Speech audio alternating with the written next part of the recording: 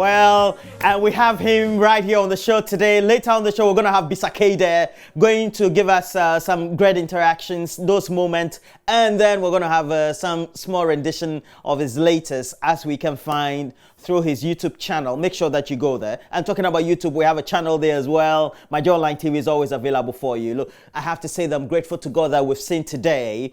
It's also because each minute of our lives that we live, it's because God has given us the grace. And it's not only because we think we are successful or we are on the path of being successful. That is why we have to be grateful. Even in times of difficulties, when the things or the drudgeries of life are taking us downhill, we always have to be grateful that we have life. Because with life, we can always regenerate ourselves and achieve our goals and objectives. Thank you for joining us for today. This year has been great. This week has even been marvelous. Of course, we've had some challenges down the lane, brought to you some of the negative content as it could be that are giving us those moments where we think that we're not moving forward.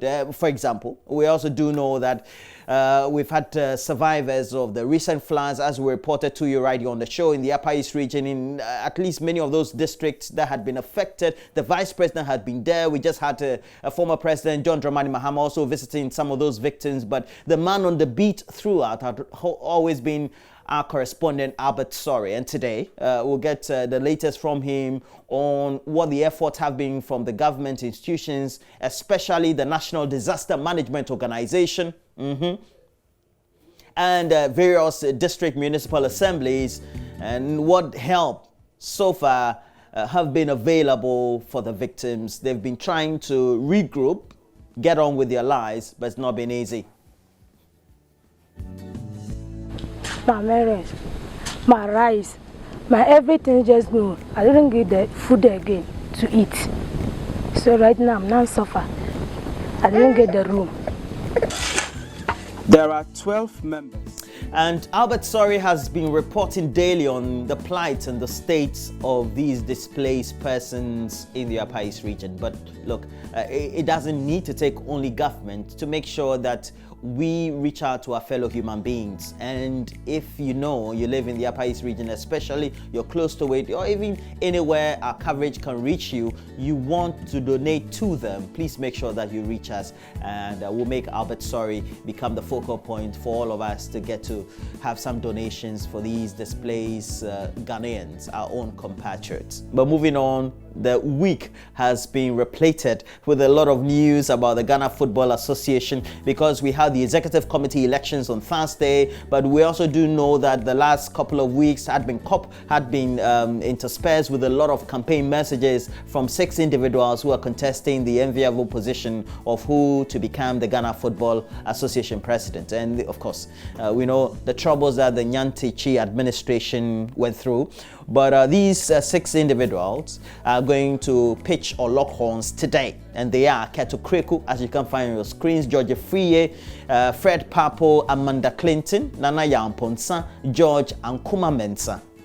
And the GFA is deciding today who they are going to choose as the president of the Ghana Football Association. Promises to be exciting, and always on the beat, our lead sports correspondents, and they always tend to make the commentary and then also bring a lot of insight into what the conversations are and what we need to be looking forward to when it comes to the campaign, who is leading, etc. And Hans Mensando will be right here in the studio. Bill Lishan is also going to join him, and they are going to help us do some great analysis on all these conversations that are around the Ghana Football Association presidential election that's going to take place today. And also on the phone, we're going to have some in-depth discussions with some of the notable people of football in our country, in administration, in coaching, and those who are the creme de la creme of our football. But the main point of the conversations will be what will be the next vision of the president of the Football Association going forward, and how do we want our football to be looking like in the next year 5 years, etc. But make sure that you join us on our various social media handles, pages. Facebook JoyNews on TV is always available. We have a Twitter handle at JoyNews on TV. And then you can always reach us through My Joy Online TV on YouTube. But we have a WhatsApp platform, 0540 10 900 9. It's always available for you. Send us more of your messages. Let's get to think about what you're saying. And I have to say that a good friend of mine always, I have to say good morning to you. And you are in Boku with your wife Flora. I'm talking about the pharmacist, head of pharmacy at the Boku Presbyterian Hospital, Salifu Koma. Good morning to you as well. But we're taking a break. When we come back, we'll bring to you the latest news headlines we have in the studio. Do join us. The show promises to be exciting as we transition into the weekend.